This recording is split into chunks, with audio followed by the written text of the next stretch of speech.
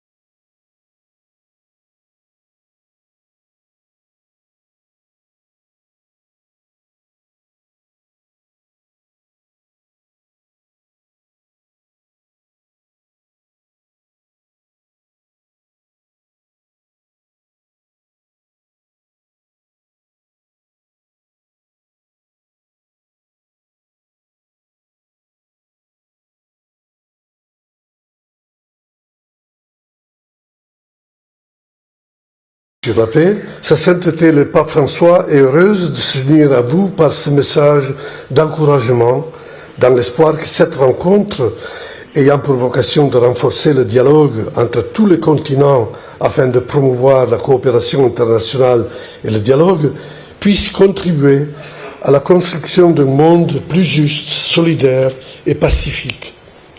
Cette année, le forum se tient dans un contexte mondial extrêmement douloureux, alors que l'on assiste avec impuissance à la multiplication des conflits armés, avec leur cortège de souffrances, d'injustices et de dommages parfois irréversibles à notre maison commune, le pape souhaite que ce forum soit un signe d'espérance. Il espère que les engagements qui y seront pris soient de nature à favoriser le dialogue sincère, basé sur l'écoute des cris de tous ceux qui souffrent à cause du terrorisme, de la violence généralisée et des guerres, autant de fléaux qui ne profitent qu'à certains groupes en nourrissant des intérêts particuliers, hélas, souvent déguisés par des nobles intentions. La construction de la paix est un travail lent et patient qui exige le courage et l'engagement concret de toutes les personnes de bonne volonté ayant à cœur le présent et l'avenir de l'humanité et de la planète.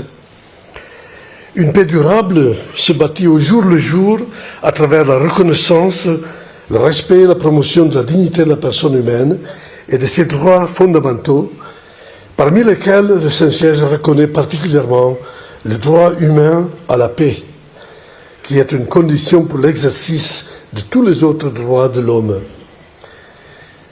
Dans l'année qui marque le 75e anniversaire de l'adoption de la Déclaration universelle des droits de l'homme, nous devons d'admettre que pour des millions de personnes sur tous les continents, l'écart persistant entre les engagements solennels pris le 10 décembre 1948 et la réalité reste à combler, et de manière parfois très pressante.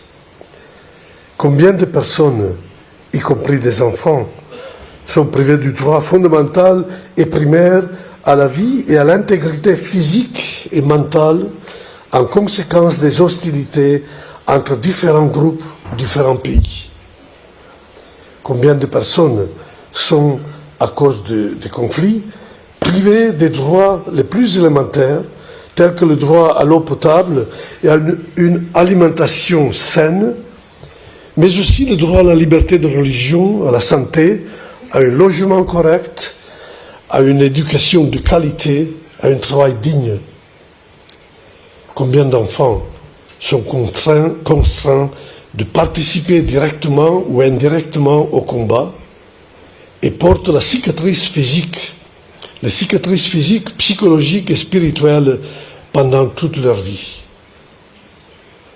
tout en réaffirmant le droit inaliénable à la légitime défense, ainsi que la responsabilité de protéger ceux dont l'existence est menacée. Nous devons admettre que la guerre est toujours une défaite de l'humanité. Aucune guerre ne vaut les larmes d'une mère ayant vu son enfant mutilé ou mort. Aucune guerre ne vaut la perte de la vie, ne serait-ce que d'une seule personne humaine. Être sacré, créé à l'image et la ressemblance du Créateur. Aucune guerre ne vaut l'empoisonnement de notre maison commune.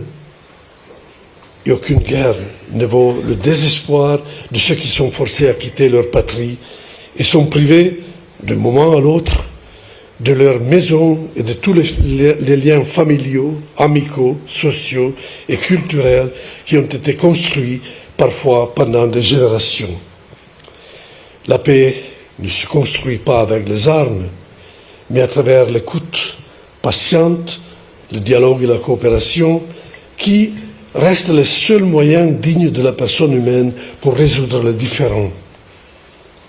Le Saint-Père souhaite réitérer l'appel incessant du Saint-Siège à ce que l'on fasse taire les armes, à ce que l'on repense la production et le commerce de ces instruments de mort et de destruction, et à ce que l'on emprunte résolument la voie du désarmement progressif mais intégral, afin que l'on puisse enfin faire ressentir haut et fort les raisons de la paix.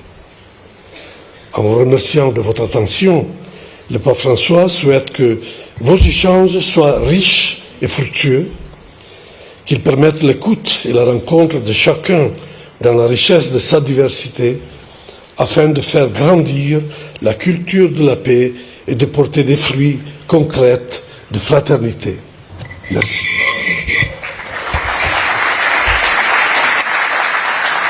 Merci, Monsieur le Nonce.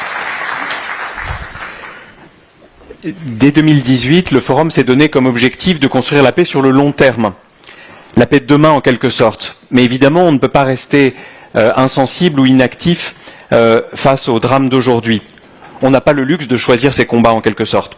Je voudrais à présent appeler sur scène une activiste libanaise, Elsie Milan, qui fait son doctorat à Londres sur des questions liées à la transition énergétique. Écoutons l'appel qu'elle nous lance à partir de son double point de vue sur les tensions géopolitiques actuelles et sur les questions mondiales de long terme qui requièrent notre attention.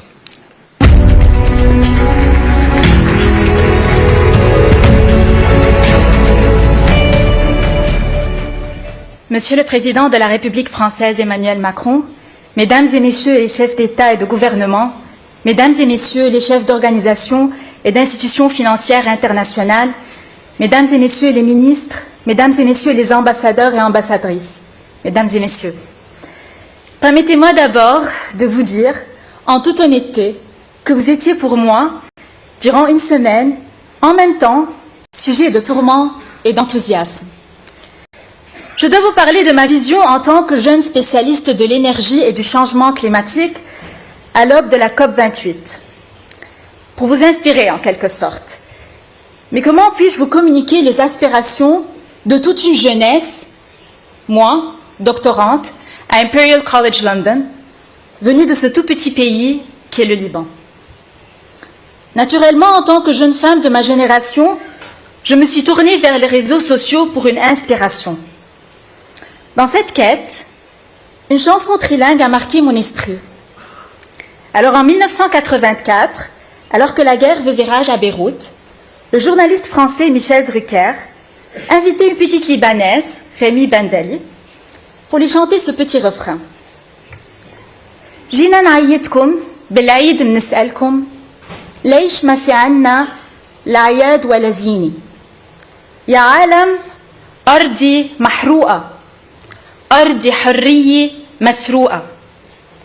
I am a child with something to say. Please listen to me.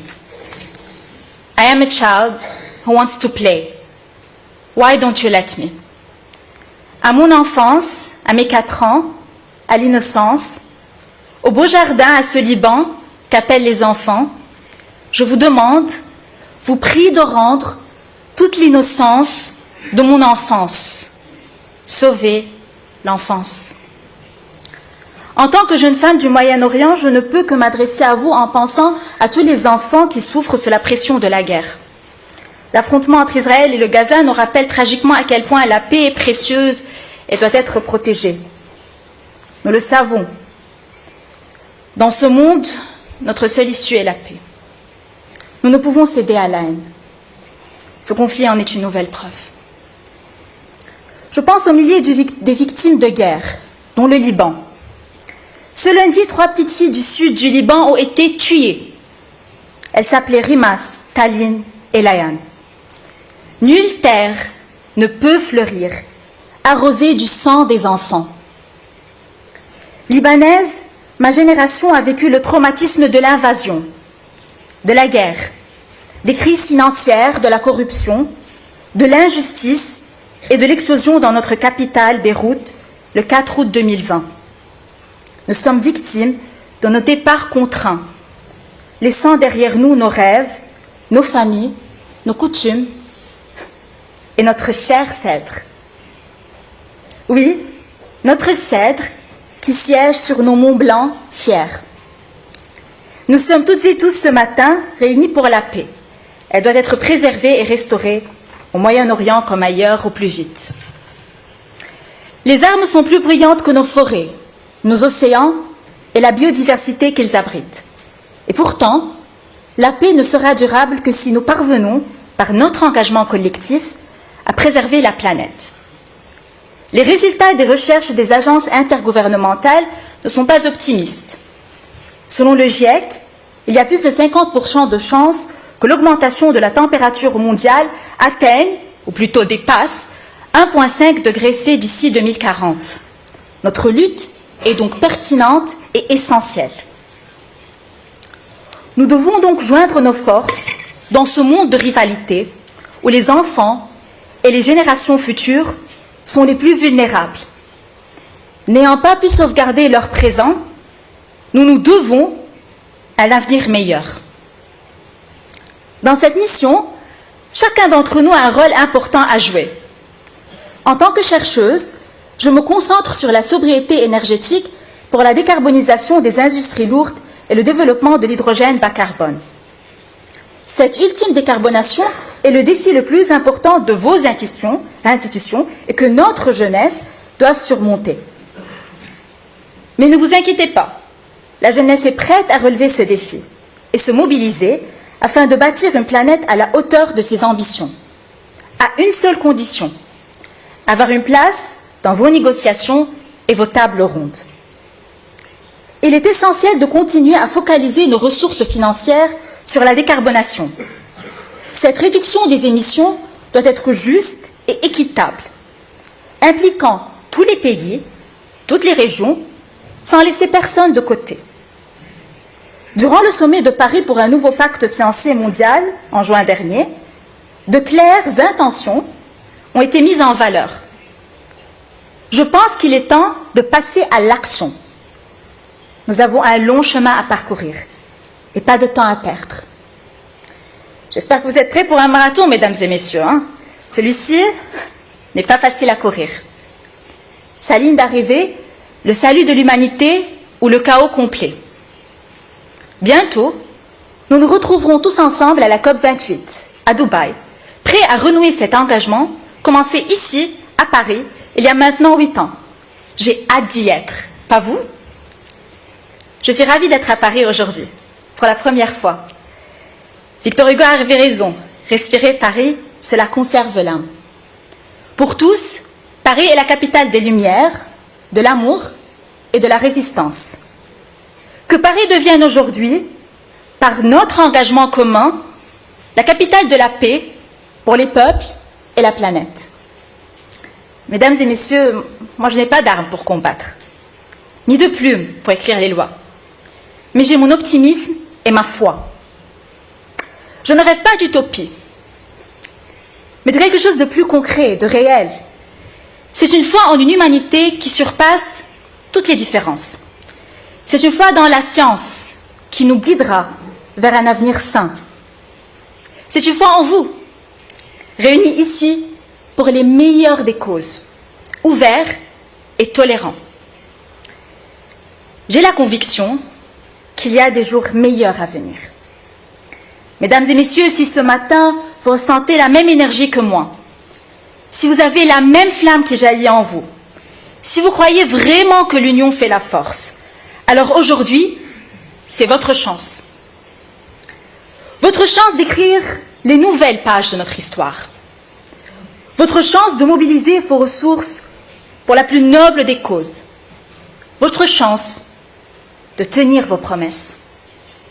Je vous souhaite de fructueuses négociations. Pensez à l'avenir, pensez à nous. Merci. Merci, Elsie.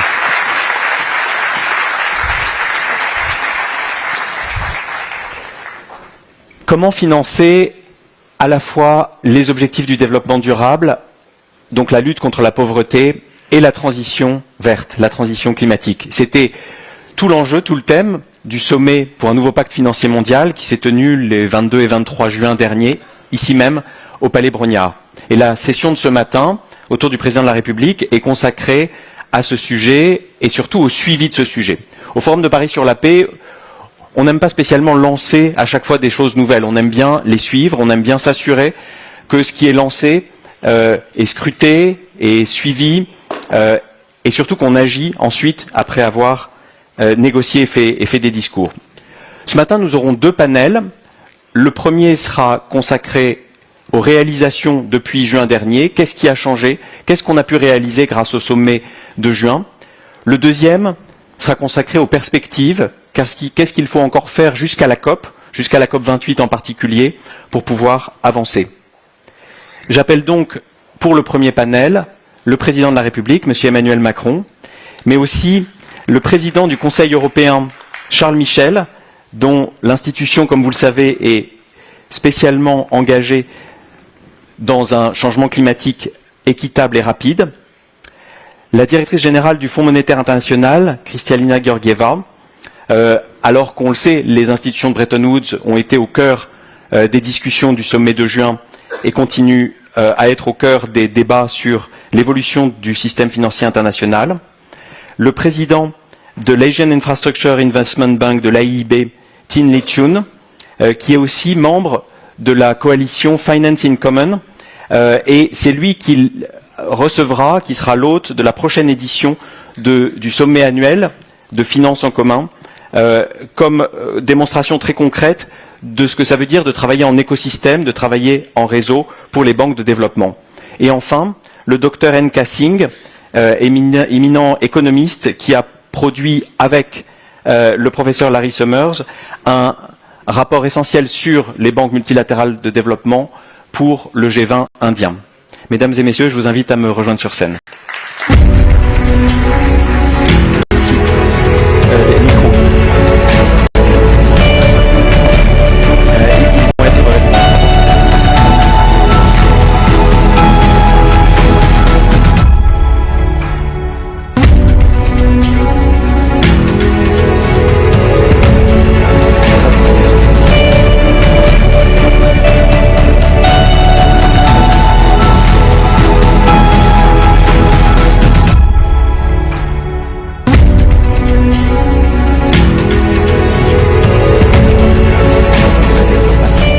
Chers amis, merci beaucoup pour l'introduction. Je vais être très rapide. En effet, l'été dernier, nous avons lancé ce pacte de Paris pour les peuples et la planète, maintenant appelé le 4P, 4Ps, qui vient d'ailleurs d'une initiative qui avait été lancée, l'agenda de Bridgetown par Mia Mottley. On y reviendra, elle sera dans le deuxième panel, qui correspond aussi à beaucoup d'initiatives qui précédaient, que la directrice générale du FMI avait lancé 2 ans plus tôt, d'ailleurs à l'occasion d'un forum de Paris sur la paix, qui était l'idée justement d'émettre des droits supplémentaires du Fonds monétaire international pour que les pays les plus riches les réallouent vers les pays qui en avaient le plus besoin, dont l'Afrique. Mais au fond, ça partait d'un constat, c'est qu'on voyait et qu'on continue de voir, le monde se diviser entre des défis qui paraissaient impossibles et qui paraissent pour beaucoup encore impossibles à concilier. Et beaucoup de pays du Sud venant à dire, au fond, vous nous donnez des leçons à longueur de temps, vous nous demandez de régler le problème du climat alors que c'est vous qui l'avez plus causé que nous, vous nous demandez de régler les problèmes d'inégalité et de pauvreté, les défis s'accumulent, bien souvent en plus ce sont les mêmes pays qui ont d'énormes dépenses de sécurité parce qu'ils ont à faire face au terrorisme ou à déstabilisation régionale, et dans le même temps, les moyens ne sont pas là. C'est ça la base de l'instrument. Et donc, le pacte de Paris pour les peuples et la planète repose sur 4 principes très simples. Premièrement, personne ne doit être en situation de choisir entre lutter contre les inégalités et préserver la planète, c'est-à-dire le climat et la biodiversité. Deuxième chose, le chemin doit être choisi souverainement par chaque nation. Il n'y a pas un modèle qui doit être décidé pour la planète entière depuis Washington, Bruxelles, Londres ou je ne sais quelle capitale du Nord. Troisième point, pour ce faire, on a besoin de beaucoup plus de moyens financiers publics. Ça veut dire de mettre les moyens dans notre aide publique au développement, cet investissement solidaire nécessaire pour les pays du Nord, mais également de mieux utiliser nos banques multilatérales, nos banques régionales pour mobiliser ce financement. Et puis le quatrième point, c'était de dire qu'il faut en même temps qu'il y ait une complémentarité publique-privée, et il faut que cet argent permette de mobiliser beaucoup plus de finances privées pour aller vers ces pays. ce qui est une vraie révolution à la fois de pratique et de volume de notre investissement collectif. Alors, les principes ont été définis, beaucoup d'actions concrètes ont été lancées en juin dernier, et j'avais pris l'engagement qu'on fasse le suivi lors de ce forum. Nous y sommes. Depuis, beaucoup d'autres choses ont été faites. Je veux saluer la mobilisation du président Ruto, qui a tenu un sommet important à Nairobi sur le climat et qui a commencé à mettre en œuvre ce qu'on s'est dit là. Le secrétaire général des Nations Unies qui a avancé votre sommet à Marrakech, Madame la directrice générale, avec la Banque mondiale, qui, vous y reviendrez, a permis d'avancer sur ce point. Et donc toute une série d'initiatives qui ont été prises dans le droit fil et qui ont commencé à jalonner par des actions très concrètes le sommet et à documenter en quelque sorte les principes que nous avions pris. Évidemment, tout ça s'inscrit, et nous parlons juste avant la COP28, vous l'avez dit, Elsie, qui va se tenir à Dubaï et qui structure une partie de cet agenda, et les années à venir qui vont être absolument déterminantes. Donc l'objectif de ce premier panel, c'est de revenir sur les acquis et de les consolider. On aura un deuxième panel pour justement se projeter sur l'avenir. Ce que je vous propose, c'est peut-être, Dr Singh, comme vous avez été mandaté par la présidence indienne du G20, qui a repris ce pacte de Paris pour les peuples et la planète. Avec Larry Summers, vous avez fait un rapport qui va dans le sens justement de la réforme de notre financement international et de notre banque multilatérale. Je propose d'abord vous céder la parole pour que vous puissiez nous présenter ce travail et aussi expliquer comment jalonner les prochains mois et les prochaines années avec ces réformes.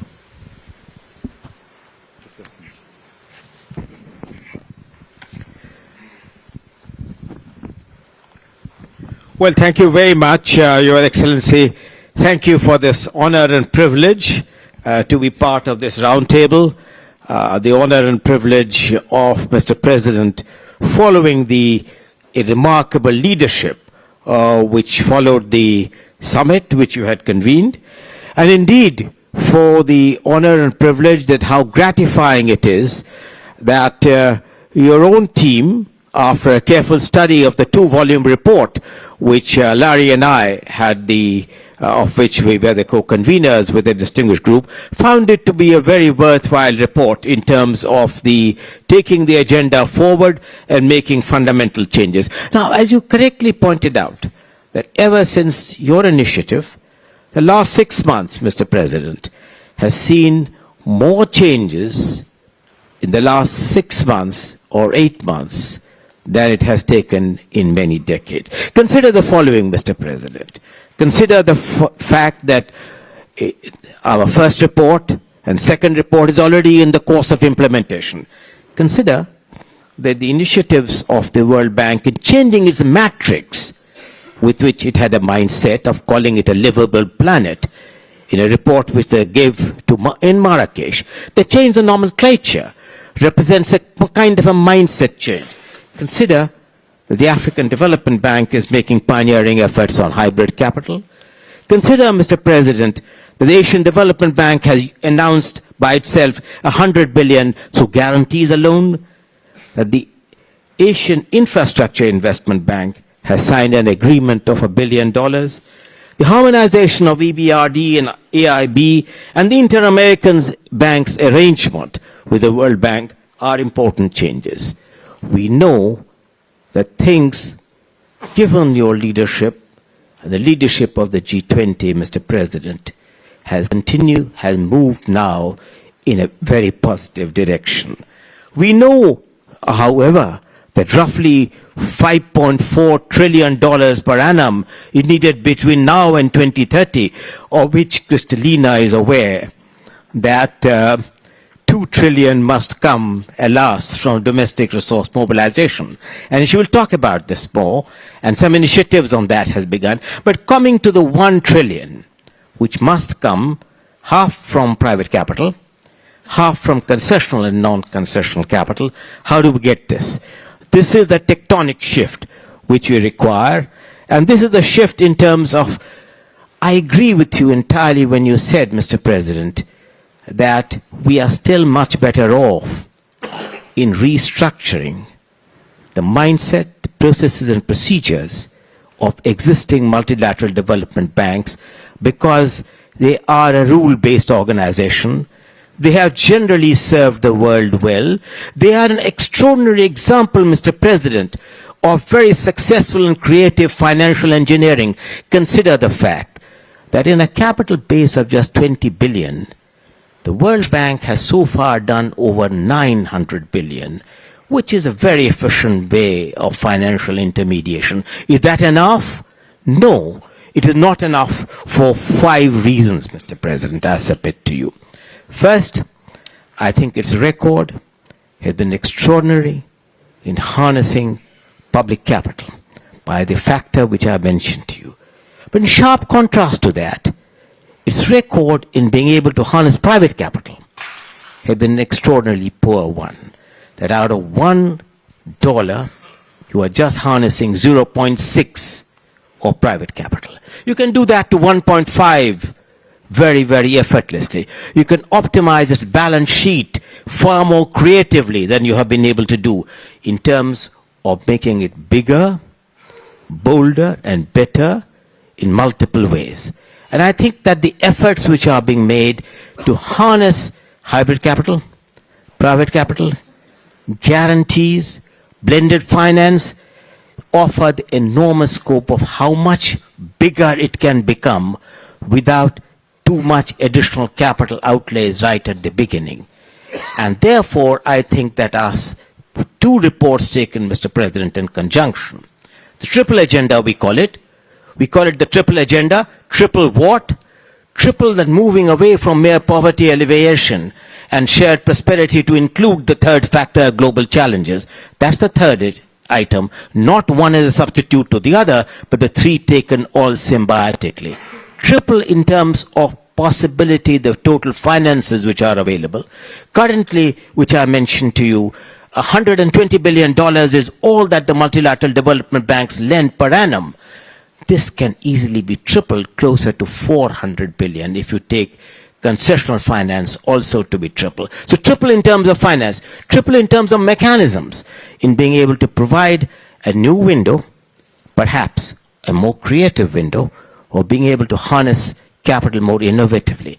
And of course, in all this process, private capital, Mr. President, will have to play an increasingly important role. That requires a mindset change. That requires the MDBs to work in tandem, in close harmony with each other. That requires believing that the whole is much more than the sum of the parts. That will only happen, Mr. President, when the mindset change of the MDBs in multiple ways take place and they are able to use the strengths of each other to be able to optimize the reach and ability to be able to do so. All these, Mr. President, requires changes in procedures, policies, approaches, incentive structure, and the manpower which is available. You, Mr. President, have provided amazing leadership in this effort. And it is your leadership which is going to guide, I believe, the agenda forward. There is great synergy between the vision of the current G20 presidency and your own vision, Mr. President, which will lead us, hopefully, to a more optimistic end. Thank you for this opportunity.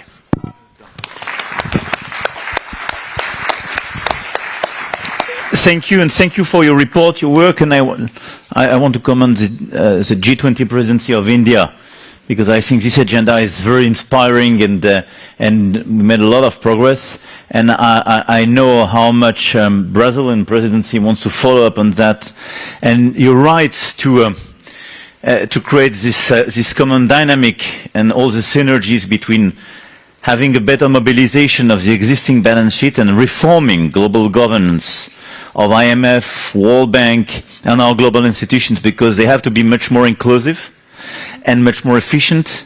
And as one of the founding members of this institution, I do believe in this reform in depth. Let me perhaps follow up with you, Kristalina, Madame la Directrice Générale. Because more than 2 years ago, you launched this idea to issue largely more than 650 billion SDRs or equivalent in order precisely not just to raise capital but to reallocate for rich countries this capital toward poorest countries of this world. It took time, but we did it thanks to your leadership. And more than that, you committed a few months ago to as well reorganize your way to function with the World Bank, to optimize the synergies. And de facto, you already started this big change. So what is your view on the role of the IMF? Where do we stand regarding SDRs and this policy, about the fund you created in order to help poor and developing countries facing this type of challenges I mentioned? And what about the future? Kristalina. Thank you. Thank you very much. I want to start with a big hooray for the courage of conviction that even in the toughest of times, we can work for a better world. Thank you for that, Mia. Thank you. In 2030, John Maynard Keynes wrote an essay, Economic Possibilities for Our Grandchildren. It was in the midst of depression, and the Second World War was ahead of the world then. And yet, he stood against pessimism. He said, we can make the lives of our grandchildren better. And that is what I strongly believe we need today. But we can only succeed if actions speak louder than words. So, what is our scorecard? What we have achieved? First, we have indeed exceeded the on-lending of SDRs, the pledge we made. We pledged 100 billion. We are now somewhere in the neighborhood of 106, 107 and counting. How did we do it? By creating healthy competition to do good. You started it. First, there was this pledge to on-lend 20%. You said, no, we are going to go to 40. And what happened next was, Canada said we would do 48. Spain said, we are going to do 50. And my call is, everybody that can do more, please do. Why? And that is the second point. Because what we are achieving is to take a dormant asset, one that is asleep in central banks, and we are turning it into resource for developing economies to step up.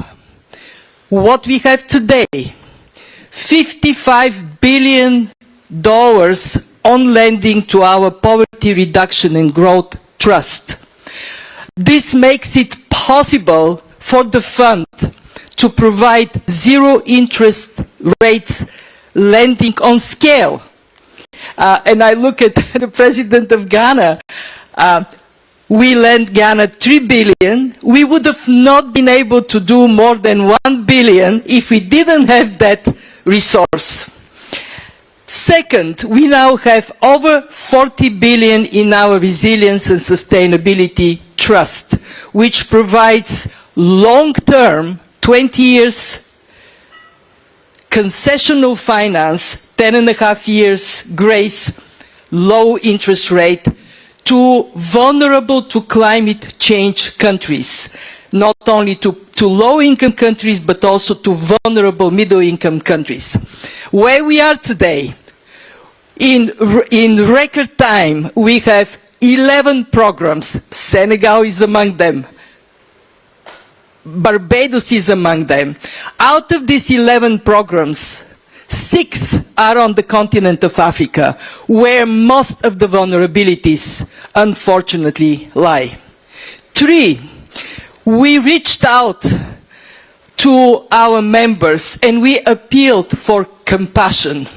In this world of more dramatic shocks, the most vulnerable countries and their most vulnerable people must be helped. So we ask for subsidies so we can provide the zero interest rate loans more generously. And Emmanuel, you know what, it warmed my heart. We have more than doubled the contributors to our subsidy account. We now have countries like Trinidad and Tobago, Indonesia. We have almost all the Gulf countries that never before contributed. You stepped up, and so did many others. Compassion is a valuable thing always, but in the world we live today, even more so. Last but definitely not least, everybody who sees me these days says, you know, what happened to you? You're in such good mood. I'm in great mood because our membership agreed to increase by 50% the quota resources of the IMF so we can be financially strong.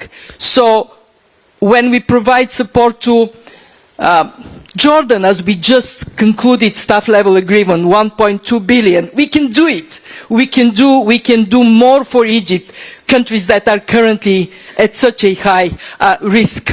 Just to give you a sense, what is 50%?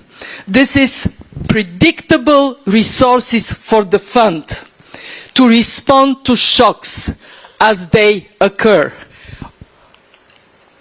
2020 COVID, we lent 160 billion.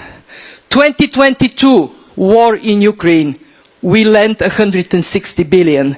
With this predictable resource, one that we can rely on, I feel so much more comfortable in our more shock-prone world. So, 6 months, 6 big actions.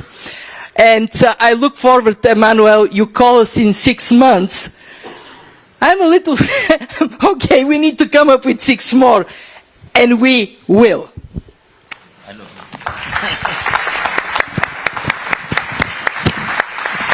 Thank you. Merci Kristalina, c'est très concret et l'enthousiasme est là en plus au rendez-vous. Au-delà des... I'm sorry, I forgot in the 6 actions. Apologies.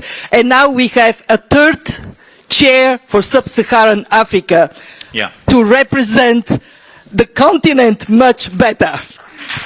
Beginning of the reform.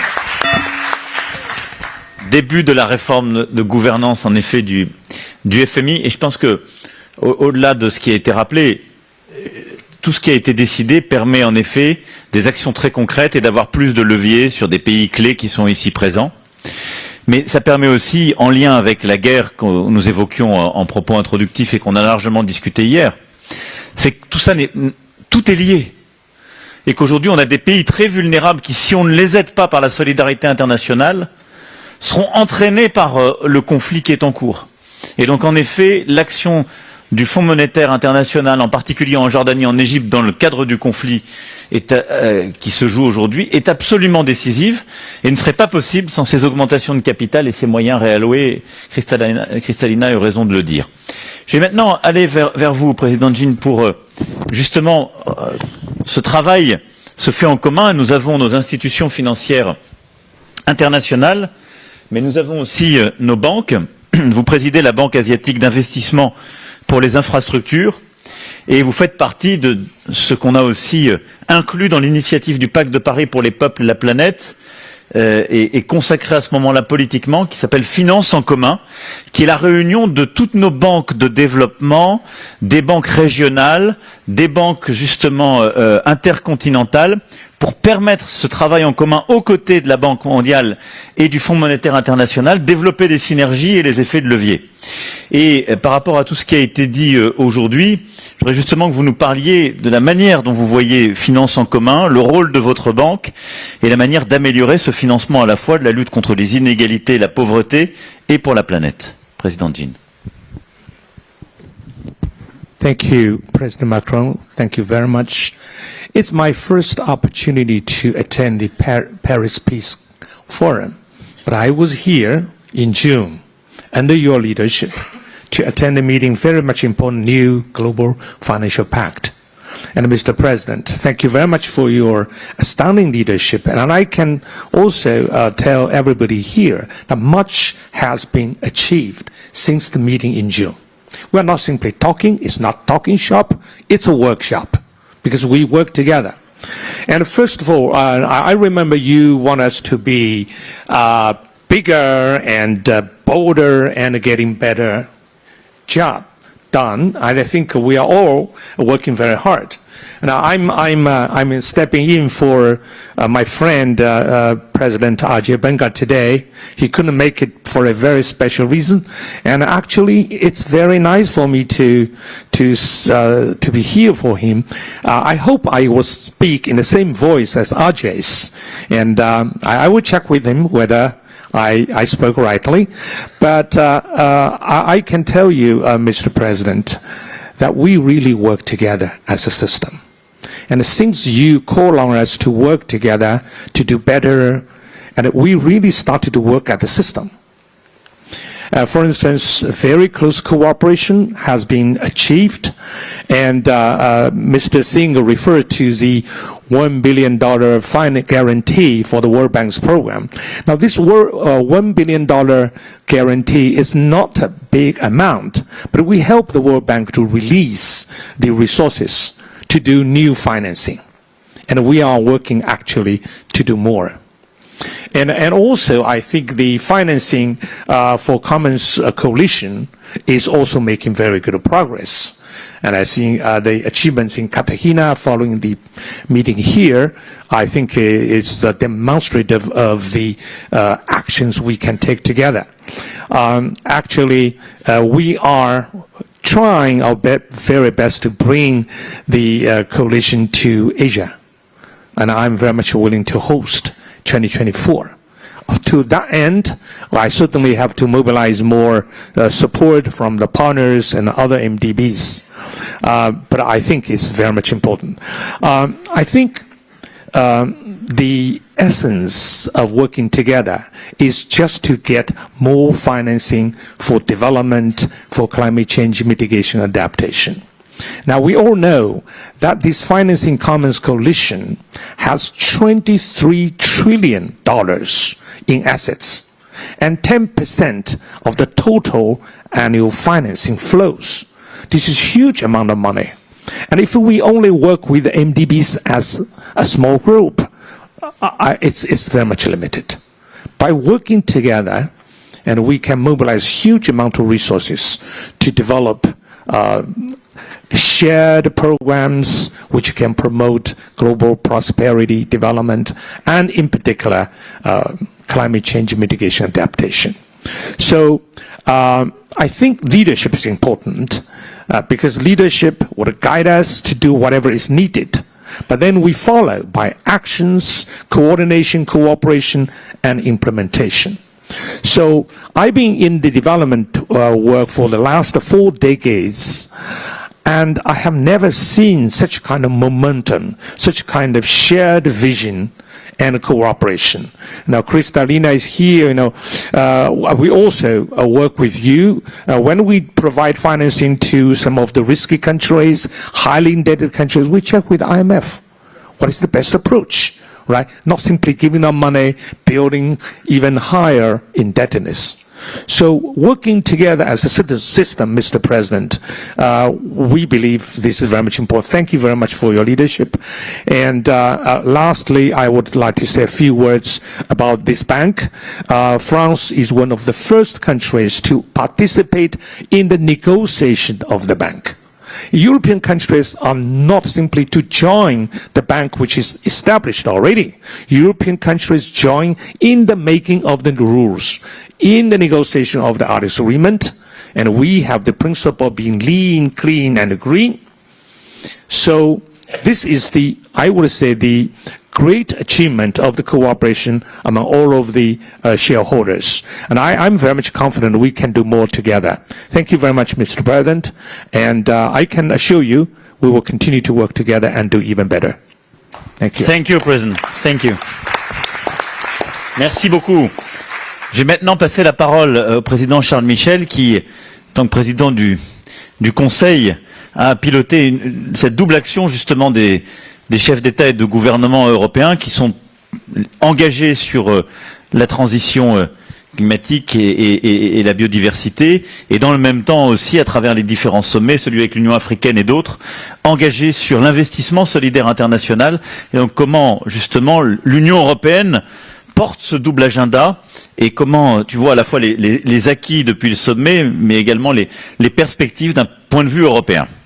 Merci beaucoup, Monsieur le Président. Je vais me joindre aux compliments qui étaient adressés, parce que on voit bien qu'il y a une volonté politique farouche, sans faille, qui mobilise et qui nous engage tous. Alors, je voudrais aussi saluer les propos qui ont été exprimés au départ par Angel Gouria et aussi par notre jeune activiste de ce beau pays du Liban, qui avec beaucoup d'éloquence ont parfaitement décrit le moment dans lequel on se situe. Et d'ailleurs, Kristalina, en se référant à cet essai, quelque part fait aussi le lien, en disant nous sommes dans un moment où on fait face à un triple choc que l'on doit mesurer et qui doit nous engager. Premier élément, le choc de la nature.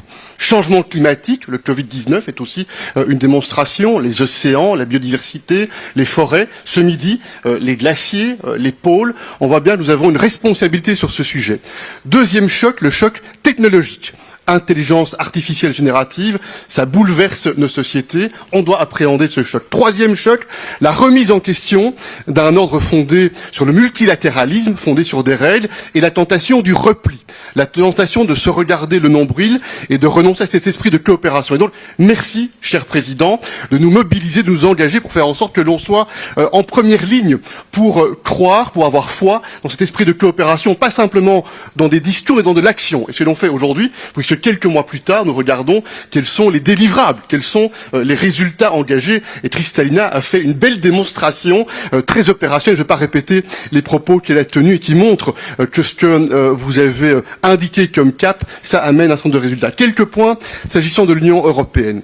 Et nous pensons effectivement que l'Union européenne, par notre ADN, nous avons une responsabilité pour plus de coopération, pour plus de respect des valeurs fondamentales, de dignité humaine qui doivent nous engager à ne pas choisir entre faire reculer la pauvreté, à ne pas choisir entre permettre aux enfants, aux jeunes garçons, aux jeunes filles d'aller à l'école, d'être en mesure de rencontrer les besoins sociaux élémentaires avec la protection de la planète et de la biodiversité. C'est bien de cela dont il s'agit. Et on le sait, si nous voulons être crédibles, on doit être crédibles sur deux sujets. La solidarité financière, comment mobilise-t-on plus de puissance de feu financière, et comment veille-t-on à ce que l'on ne soit pas confronté à un monde où quelques-uns décident pour les autres. C'est l'inclusivité. Et sur ce sujet-là, Kristalina l'a dit, c'est très bien que l'on ait fait cette ouverture avec la gouvernance au départ du FMI. Moi, je suis très fier, cher président Macron, qu'ensemble, avec beaucoup d'autres, on ait pu réussir en quelques mois à convaincre le G20 d'accueillir en son sein l'Union africaine. Je pense que c'est un changement de paradigme, avoir l'Union africaine présente dans le G20, et je souhaite que ce soit aussi une occasion pour l'Union africaine de construire davantage d'unité, de coopération, de coordination, pour porter avec force la voix de l'Union africaine dans cette instance qui est directement connectée sur les défis qui nous mobilisent. Et puis enfin, s'agissant de l'Union européenne, je pense qu'on a une responsabilité, celle de forger une unité des 27 chefs d'État et de gouvernement.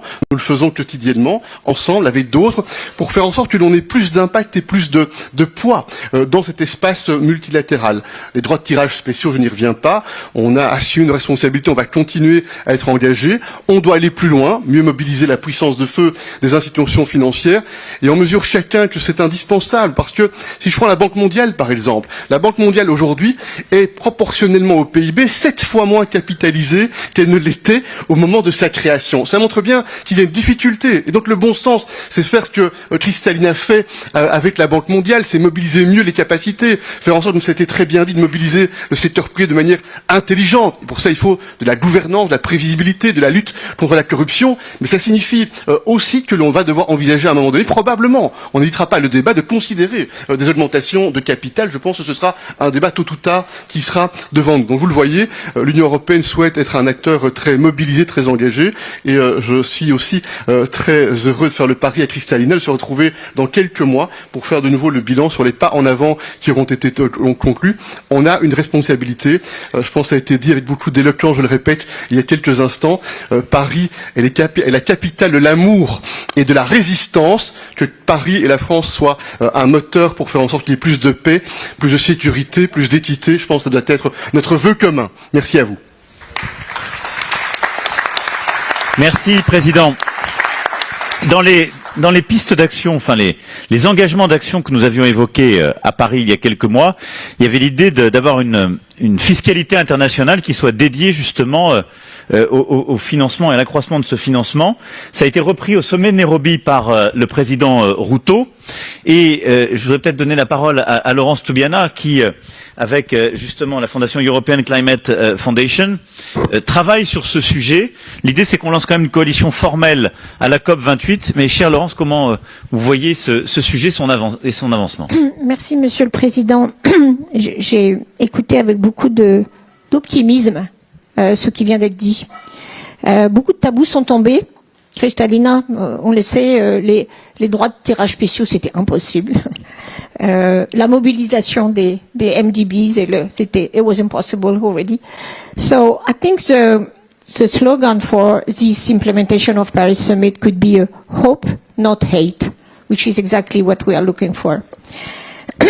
I think every country in this room is here because we recognize that we need drastically increase the scale of climate finance available to support developing and vulnerable countries' transition to the low carbon and resilient positive economy, while addressing the adverse effect of climate change, including, of course, the loss and damage. And we know we need much more money than we are together on the table.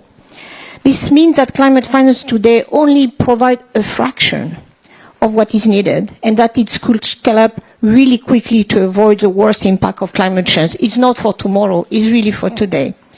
But the cost of inaction, again, is much higher and will continue to rise. So it was really great to see, in particular in the V20 Accra Marrakesh agenda, the Nairobi Declaration, and of course the Paris Pact for People and Planet, all have a action on new taxation option as a way to scale up financing for climate and development. And we know that international taxation is a taboo in many, many countries for many reasons, sovereignty, difficulty of implementation and different interests. But we need, and it can provide additional finance at scale to support just and equitable transition while, and it's so important, addressing inequalities, correcting some of the iniquities of our current financial system, and ensuring that the most polluting industries, dear Angel Gurria, this Matthias Kormann, polluters pay principle, such as fossil fuel companies, start contributing to the fight on climate change and repair damages. Finally, France and Kenya have decided to launch the task force on international taxation to scale up development and climate action. Mr. President, I think we can launch that with a coalition of countries at COP28 at the very beginning when you will be there with many other colleagues, head of states. We need joint forces to raise additional funding in an equitable way and not putting the burden on developing countries, of course, because that's the concern some are feeling, and ensuring that any adverse impact is addressed. And finally, the task force is a positive solution and opportunity for countries from all regions to join forces and agree on a new and additional way of financing climate and public goods that would bring more fairness to the global system. We need positive solution in this particular geopolitical context. So countries in the room, join us, France and Kenya and the V20 in their efforts to endeavor and champion international taxation option, funding for climate and development, and understanding very well we find different solutions because, of course, the sovereignty and taxation is that's the very base of the tax system. But we need now to make this taboo disappear. Thank you. Merci beaucoup. Merci beaucoup, Laurence. Ceci vient conclure le premier panel sur un peu le bilan. Donc on le voit, beaucoup de choses ont été faites.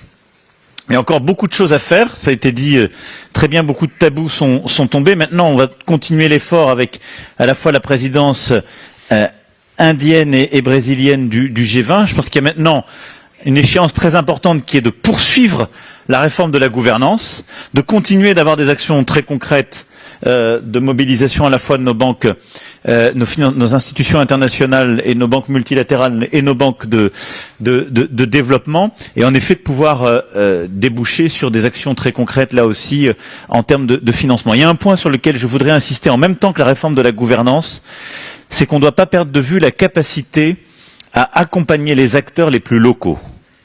Il y a beaucoup d'ONG dans cette salle et un des défis que nous avons, c'est d'accompagner les actions les plus concrètes sur tous ces sujets et donc de ne pas perdre le lien entre les milliards qu'on peut articuler dans ces salles et les actions concrètes qui changent les vies au plus près du terrain. Et ça, c'est un point de connexion qu'on doit garder à l'esprit qui fait partie de notre agenda. Merci beaucoup à tous les quatre et à toutes les contributrices et les contributeurs. Merci beaucoup. Invite participants in the first panel to get back to their seats and President Macron to remain on stage. And I will now welcome the participants in the second panel. I would be happy to have on stage President Akufo-Addo from Ghana, who is chairing the Vulnerable 20 group, the V20 group this year. Prime Minister Mottley from Barbados, who has been a key advocate of the reform agenda, obviously, with the Bridgeton agenda launched in late July 2022. And Prime Minister Alexander De Croo from Belgium, who could present the main priorities of the incoming Belgian presidency of the Council of the European Union, as well as Belgium's ambitions for COP28 and beyond. The aim, as President Macron said, of the second panel is to present the priority objectives that we must pursue in the coming month, starting with the ambitions for COP28, starting in just a couple of weeks. But before we start the discussion, before we start the panel, I would like to invite you to listen to Secretary General of the UN, Antonio Guterres, who has sent us a message in line with the priorities of his new agenda for peace, and highlighting the need for reforming our global financial architecture to achieve climate justice, starting at COP28. Excellencies, dear friends, I'm happy to greet the Paris Peace Forum once again. You are meeting as our world is confronting a host of existential threats. Conflicts are raging, our planet is burning. The Sustainable Development Goals are slipping out of reach, and divides between North and South, East and West are deepening, and the risk of a great fracture is looming. Make no mistake, no country can meet these challenges alone. We need to bridge divides, rebuild trust, and leave no one behind. We need strong, renewed multilateral institutions that are adapted to today's world. As your team suggests, we need to move from a world of rivalry to find common ground. Seeking common ground means rethinking our approach to peace and security by addressing the root causes of conflict and preventing the seeds of war from sprouting. That is why I have called for reform of the Security Council and put forward ideas for a new agenda for peace based on the UN Charter and international law. The new agenda for peace calls on all countries to recommit to a world free of nuclear weapons, to maximize the convening power and good offices of the United Nations to bridge geopolitical divides, to link national actions for peace with progress on the Sustainable Development Goals, to put women's leadership and participation at the center of decision-making and commit to the eradication of all forms of violence against women, to make peacekeeping nimbler and more adaptable with forward-looking transition and exit strategies from the start, to support peace enforcement action by regional organizations, notably the African Union, with Security Council mandates and predictable funding, and to establish new governance frameworks to manage emerging threats, including lethal autonomous weapons that function without human control. But preventing conflict is also strongly linked with sustainable development and human rights. Seeking common ground means transforming a global financial architecture that is outdated, dysfunctional, and unjust into a system that is truly universal and serves as a global safety net for developing countries in trouble.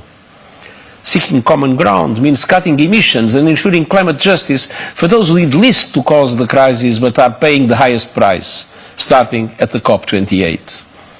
Seeking common ground means ensuring that the emerging revolutions in technology, such as artificial intelligence, work for all of humanity. And seeking common ground means answering my call to action to put human rights at the heart of our work. Dear friends, we have a common responsibility to achieve common ground for our common good. At a time of rivalry, let us work together towards a more just, sustainable and peaceful future for all, and I thank you.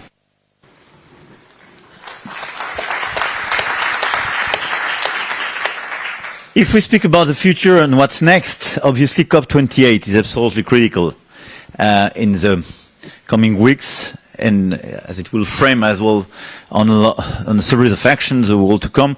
Mrs. Prime Minister, you played a very important role for this 4Ps because you, with your initiative, the Bridgestone initiative and your agenda, you set up the scene. And you were one of the very first one to precisely insist on this dilemma between fight against poverty and climate change, insisting on vulnerability as well. What are your main, not just, I would say, intention for COP28, but the action plan for COP28? And what are the critical actions to be delivered by our Pact and all the countries being part of it for the weeks, the months and the years to come? Mia, thank you. Thank you, Emmanuel. Let me say that 6 months ago when we met here, I indicated that we were making progress, but just not fast enough. We're a little faster, but still not fast enough. And I want to thank those who spoke in the last panel, because as you can see, things have happened.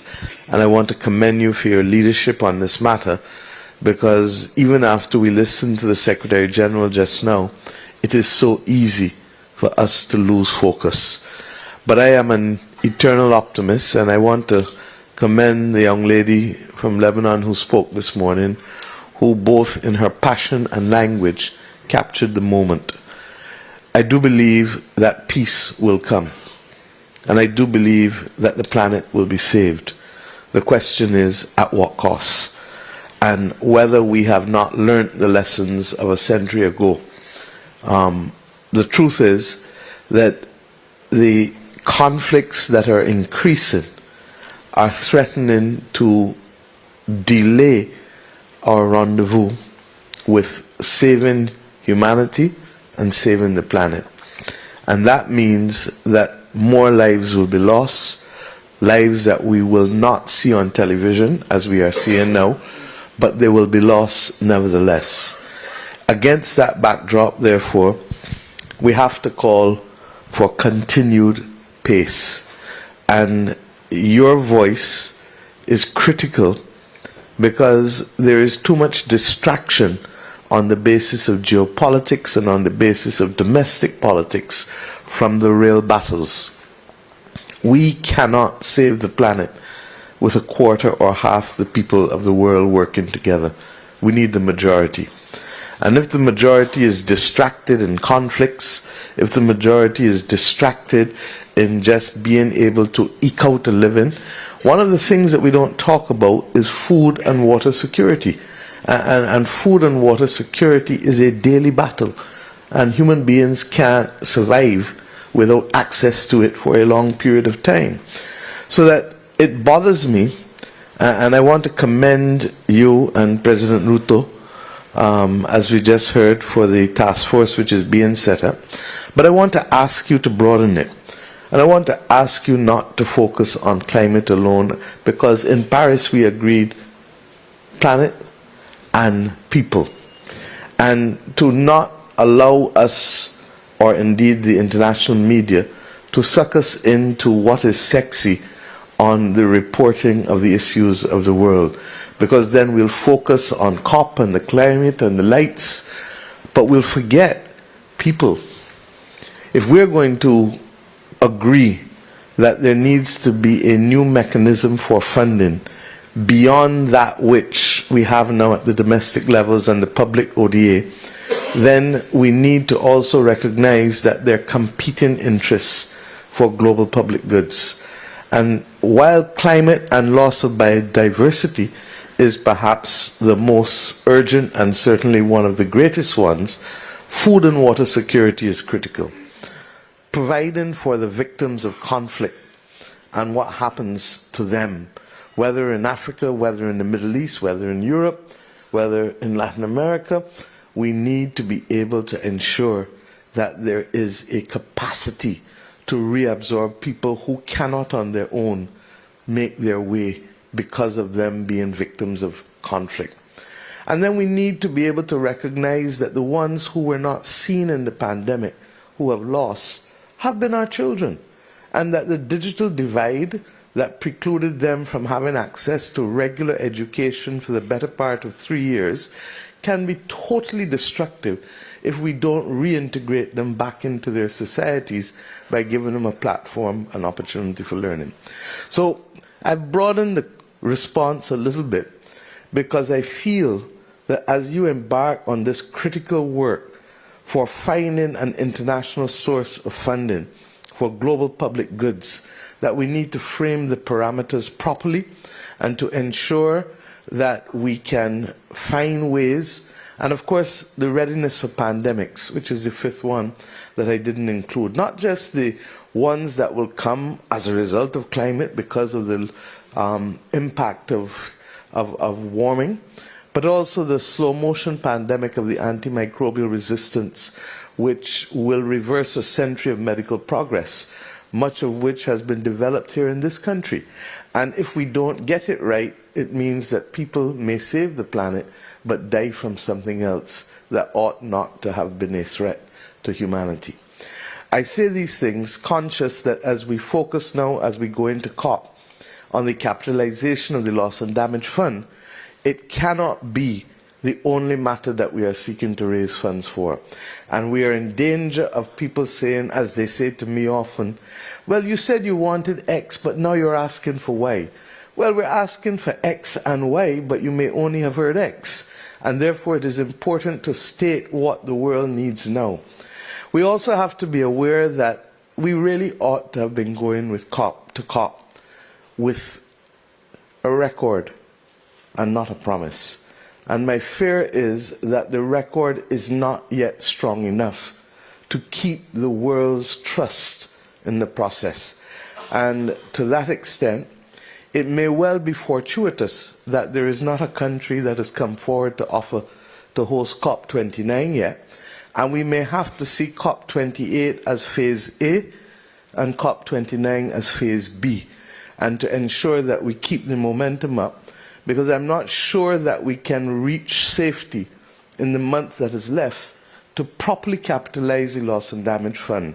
It is going to be interesting to see what level of public funding comes from the developed world, but we're also going to need to be able to utilize the output of your task force to help capitalize the Loss and Damage Fund as well. I don't know that we are having the conversations at a wide enough basis. The oil companies are not our enemies. They're run by people that look like you and me. And if they look like you and me, then we ought to be able to sit around the table and define a win-win situation, unless they have a secret file, as I keep saying, as to how we can live on the planet Mars. And if they don't, then it means that it is not incapable of resolution. We need to sit around a table together. And it cannot be a handful of people who the world does not know or does not recognize. It has to be transparent if we are going to build trust among the global population. And let me be clear, we're not asking to bankrupt anybody, because it is not in our interest to bankrupt enterprises that employ people and that add value to countries' ability to finance their way to net zero. But what we are asking is that which we were told as children, that give a little, 3 cents, 5 cents, 2 cents in each dollar can make a huge difference. And it's not just oil and gas. As I said, if we're going to broaden the framework for global public goods, then it's big pharma, then it's big tech, then it's those who are working on AI. And similarly, it's the enabling environment of what I call the fit companies: finance, insurance, and transport. And if we can get everybody to carry a little weight, then I believe that at least on the provision of oxygen and capital, we can see progress. And I want to not only commend you, but I also want to commend my brother from President of Ghana, who has put life back into the V20 movement and who has really refocused the fact that if we divide the countries of the world on the basis of per capita income, we're not going to be able to ensure that the funds go to those who are most vulnerable and most in need. And as it relates to vulnerability, we need to find the political will to recognize that a broad-based multidimensional vulnerability index will just be all things to all people and will not solve the problem. And we need to isolate what is the vulnerability for climate if we're dealing with climate. What is the vulnerability for water shortages if we're dealing with that? What is the vulnerability for public health? And let us deal with that. And I ask that we focus on these things going forward, because in so doing, then I do believe that that peace and that saving of the planet, when we reach it, will not see the loss of life and the loss and the incalculable damage that is likely to come. What is my greatest fear? That those countries like my own and many in Africa and Latin America and in the Pacific will become uninvestable and uninsurable. And we've seen the evidence of what will happen because already in California, insurance companies are not underwriting risk for fire. Will that happen in Greece? We've seen it happen with respect to them retreating in Florida and increasing premiums in the Caribbean. And to that extent, will we be able to see ordinary business conducted when access to finance is critical to move them to the next stage, but they can't get insurance?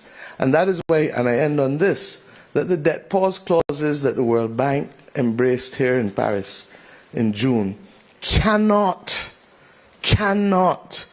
be prospective. They have to relate to existing debt.